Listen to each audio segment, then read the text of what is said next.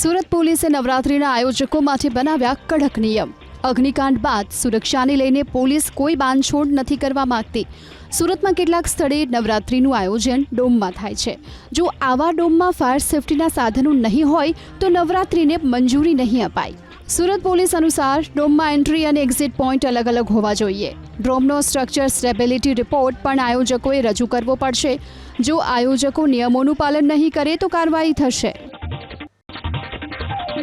સુરત પોલીસે નવરાત્રિના આયોજકો માટે બનાવ્યા કડક નિયમ। અગ્નિકાંડ બાદ સુરક્ષાને લઈને પોલીસ કોઈ બાંધછોડ નથી કરવા માંગતી।